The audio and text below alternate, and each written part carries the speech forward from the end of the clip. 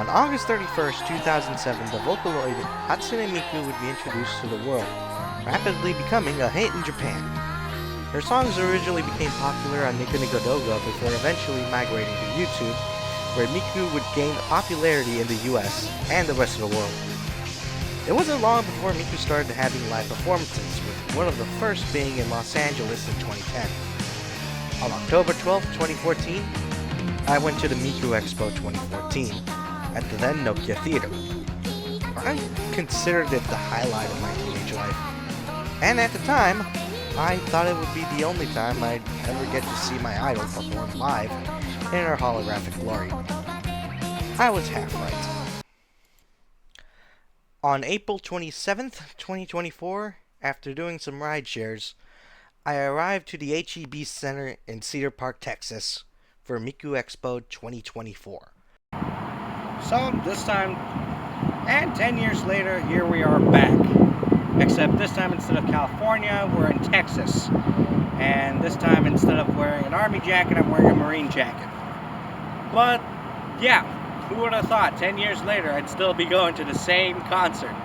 This is my second concert I've ever gone in my life, and it's once again the Hatsune Miku concert. Still, as far as they go, it's not that bad. Of course, that doesn't mean there isn't a little bit of controversy.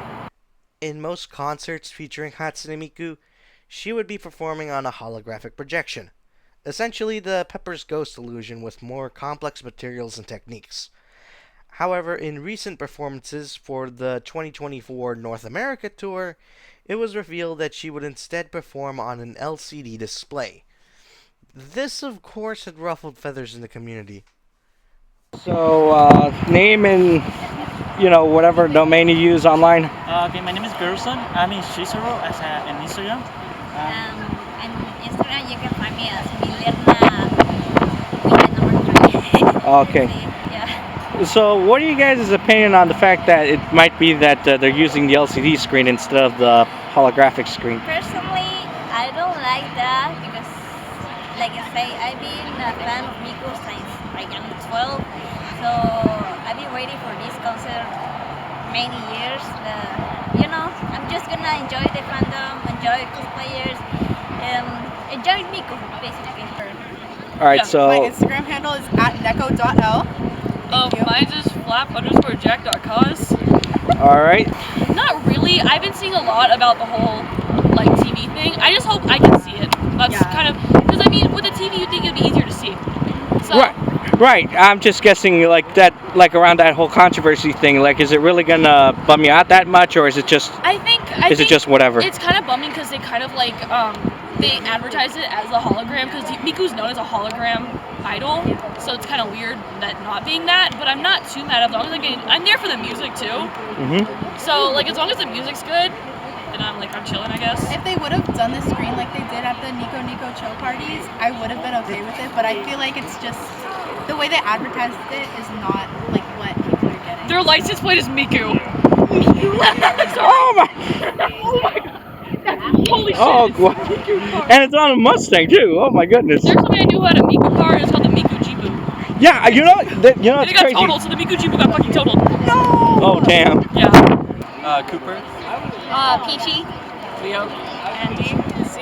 And I know people feel pretty apprehensive about the screen and everything, but the energy of the people here has been so positive. I've been to lots of concerts and a lot of venues, and this is absolutely the best experience I've ever had. Yeah. No, it's Hands a down. good community.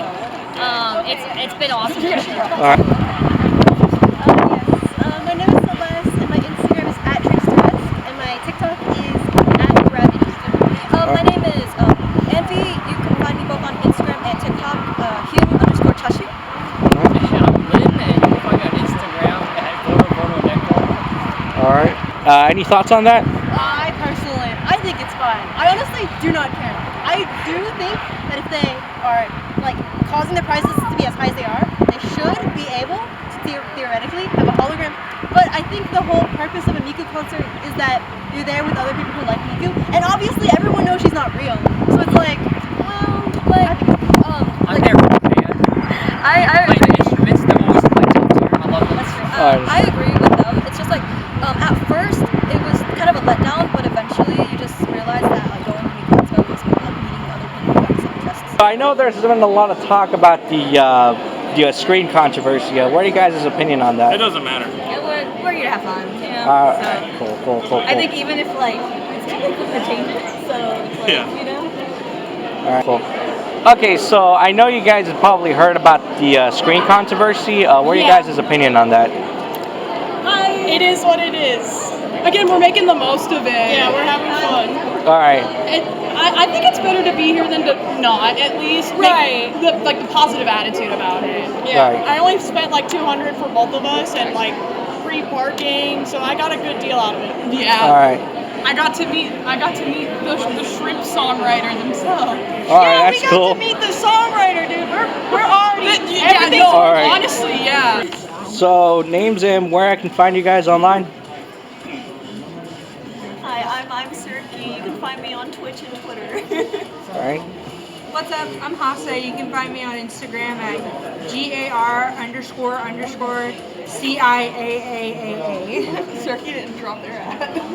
All right. Hey, I'm Brianna, and I'm on Instagram too. So I know some of you guys probably already heard about the controversy with the screen, right? Any opinions on that? I honestly don't really care. No, as long as we have a good time, like that's what we're here for. I mean, it's a live band, and honestly, the screen is probably gonna look better from more angles. Like the holographics, like a lot of people had trouble seeing it from different angles, so the screen might help with that. Oh, okay. We'll have to see. All right.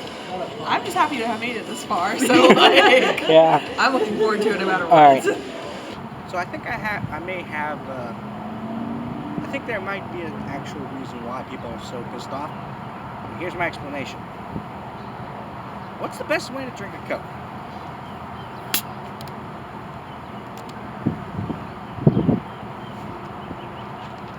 No, I'm actually being serious. Being way serious. While it hasn't stopped people from coming to support our twin-tailed waifu, it's very clear that the holographic display is part of the Vocaloid brand.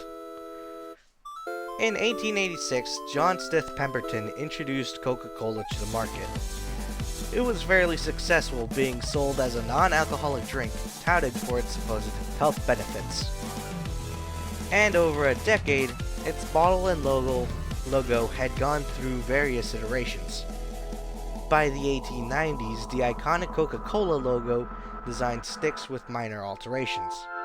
At the time, it was basically the equivalent of Times New Roman, but it did maintain popularity.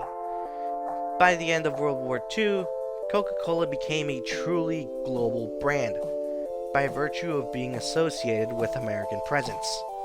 And by the Cold War era, every country other than Second World nations had access to the American nectar, maintaining dominance in the beverage market until the 1980s. In April 1985, New Coke was introduced to the US. Essentially, the formula was modified and given the title of New Coke in an attempt to compete with the rise of Pepsi's popularity. However, rather than people welcoming the change, they reacted negatively. Emp Lemon made a video on the phenomenon, and he goes into more detail, but safe to say the hysteria spread nationwide. 3 months later, Coca-Cola Classic was introduced, and New Coke was phased out by 2002. Supposedly the drink tastes terrible, but the reality was few people actually took a drink. And even if they did, it's not likely they would be able to tell the difference. Mexican Coke, for example, is mythologized as being the best tasting, due to the fact that it still used cane sugar instead of high fructose corn syrup. However, upon taste testing, it was noted even hardcore Coca-Cola fans had a hard time telling the difference between the two. About 50% of people guessed the right drink, and which is about the same odds as a coin toss. Quite possibly the thing uplifting Mexican Coke in the beverage world is its glass bottle packaging, evoking a sense of nostalgia and overall high appeal. Coca-Cola has based its branding on its longevity and its ubiquity worldwide, making it about as accessible as clean water. and other than okay, it's the most known word in the English language. People also attribute its popularity to its addictive taste, but perhaps there's more to our senses than meets the eye. In the 1980s, as the regulation of TV programming became weaker, toy companies were free to make children's shows that served as nothing but commercials for their products. Hasbro took advantage of the situation and quickly made various shows to sell their toys.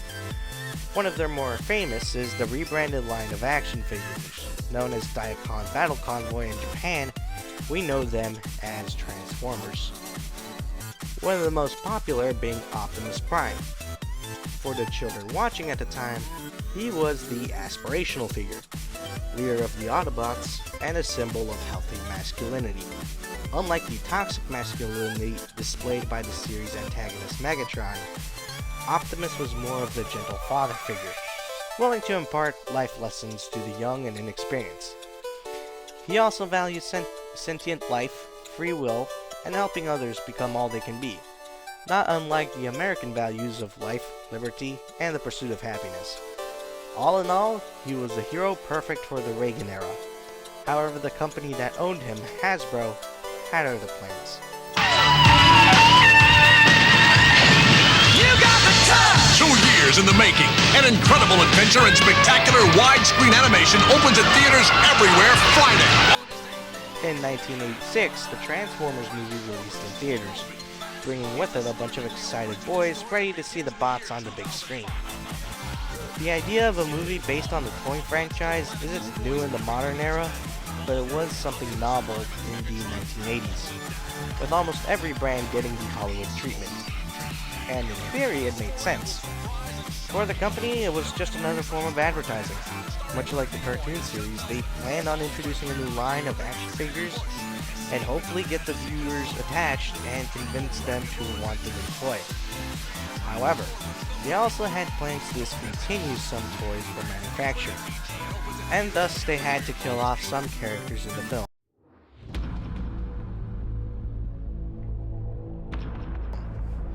It was devastating to see fan favorites get killed on screen, and in such a graphic manner.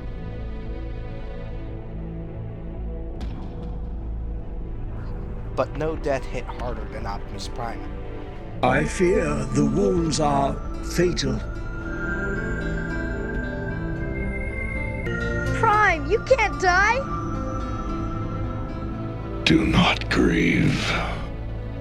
Soon, I shall be one with the Matrix. Imagine being a young boy in the 80s, growing up and getting attached to characters like Prime, Wheeljack, and Ratchet, probably serving as mentor figures for a good chunk of your life.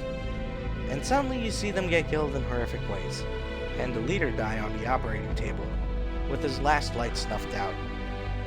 There was certainly a backlash for Hasbro, receiving calls from angry parents complaining about their children being traumatized and grieving the loss of their heroes. This affected the company's plans, even going so far as to rewrite a death in the G.I. Joe movie. He's gone into a coma. Eventually, Optimus Prime was written back to life and revived in the TV series. They tried to control the demand, only to be controlled themselves. In 2007, we were reintroduced to the world of Transformers through the direction of Michael Bay. The series would once again feature the iconic leader of the Autobots, albeit as a Peterbilt instead of a Freightliner cabover. However, it's worth mentioning that much like in the first theatrical film, some of the changes would be incongruous with the characters we know. Michael Bay films are known for featuring protagonists and characters that are often assholes. It's hard to be optimistic about humanity when they're portrayed as such, and considering the implication that the Autobots learn to imitate humanity through the internet, it's possible that it could have been worse. Also notably, in the second and third films, Optimus tends to be much more visceral when fighting. Still, some of his more shining qualities squeak through the smoke. The cartoons, on the other hand, retain more of the dad energon that made him iconic. Optimus, With all due respect, the human children are in as much danger here as anywhere. Children? They have no protective shell. If they get underfoot, they will go squish. Then, for the time being, Ratchet, we must watch where we step. And while some Bay residue stayed behind, the live-action films kept Prime's identity in the forefront. While Hasbro merely made Optimus Prime fit an archetype, it was the writers of the show and the comics that made him iconic. Not to mention his voice actor, Peter Cullen. My brother Larry, a captain in the Marine Corps, had returned from Vietnam. He was a decorated Marine, and the Bronze Star with V and a couple of Purple Hearts. So he said, "Peter, where are you going today?" He said, "Well, Larry, what, you need the car?" He said, No, I just want to know where you're going." I said, "I'm going to audition. I'm going to be, I'm auditioning as a truck." And he did the same thing. And so I said, "But Larry, he's evidently he's a hero truck. He's a hero." And his face got somber, and he said, "Peter, if you're going to be a hero, be a real hero. Don't be a Hollywood hero type with all the BS and all the yelling and screaming and trying to be tough. Be strong enough to be gentle." "Okay, Larry, yeah." Sad to say, he's not long for this world, and it's hard to not associate Cullen with Prime. But it seems this time the fans are understanding, and are just hoping Chris Hemsworth keeps what made Prime special. Only time will tell how much of Prime is Cullen. With all this talk about branding and association, it's time to ask what Hatsune Miku's brand is. But what exactly is Hatsune Miku? Anytime the media talks about her, it's usually in the context of the millennials and zoomers paying $200 to see a hologram. Some people even claim Miku is part of the AI art movement. Sorry to disappoint, but there's nothing going on between those pigtails. Her IQ is about on par with a sweet potato. She's not an AI, a real person, or even a pop star. She is, in fact, a synthesized voice program. She is essentially a text-to-speech program made by Krypton Future Media, based on voice samples provided by Saki Fujita, a voice actress who plays the carrier Kagi in Kantai Collection, as well as various other characters. The same can be said for the twins Renalen Kagamine and Luca Megurine, as well as other Vocaloids. The intent was to provide a voice reference for music production, a virtual understudy for singers to use. Real is a good example of this, given how they've made both Vocaloid and human voice versions of their songs. But a funny thing happened once she was released to market. Amateurs got a hold of her. With only the box cover as reference, amateur music artists began commissioning animatics and producing PVs for Nico Nico Doga, Japan's video sharing site. This is where the start of the Miku fandom truly began. The cover box for Hatsune Miku V2 featured a 16-year-old girl in teal twin tails, a stylized uniform with motifs from a Yamaha synthesizer keyboard, and is said to be an android from the future where all songs are lost. However, that's all merely marketing to get Japanese artists to buy the product. Much like Optimus Prime's role as a leader is just to get kids to buy the action figures. But this did mean that fans were free to interpret Miku however they saw fit, or make new characters based on her like Black Rock Shooter or Ine Takane. Krypton Future Media would eventually capitalize on the opportunity, licensing her likeness to other companies. Good Smile Company, Sega, Toyota, LG, and various other companies who started using Miku to promote their products, essentially treating her as just another idol. Eventually, Miku would cross the sea and would become associated with the online anime fandom, and given her accessibility as a product, it wouldn't be long before Western producers started making with her. At first it was just dumb memes, serving as trial runs and feeling the waters. But eventually songs were being produced and uploaded to YouTube. Some even in English, especially once the program supported other languages. The ball kept rolling, and soon Miku was on the David Letterman show promoting MIKU EXPO 2014. And the rest is history.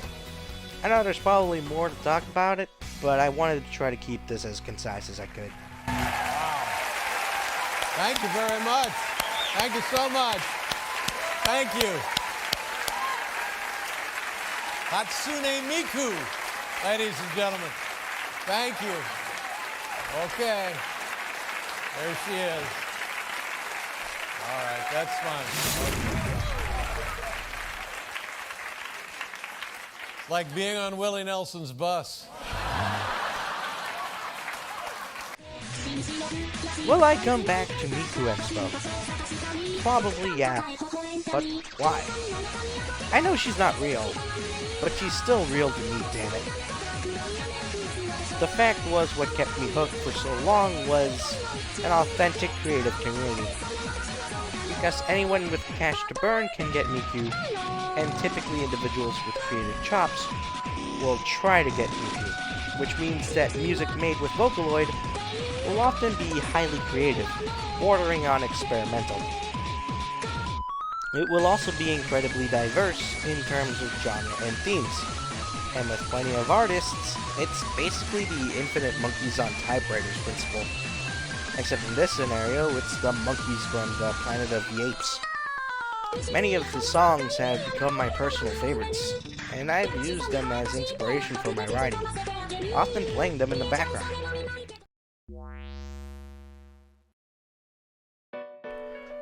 Rolling Girl by Wawaka, for example, I used in an essay on The Catcher in the Rye by J.D. Salinger. The themes of loneliness, teenage depression, and insanity were present in both media, and it made sense at the time to do an essay on my favorite book and favorite song, even using this thumbnail for a time on my social medias. I got a B+. B+! B+! B+!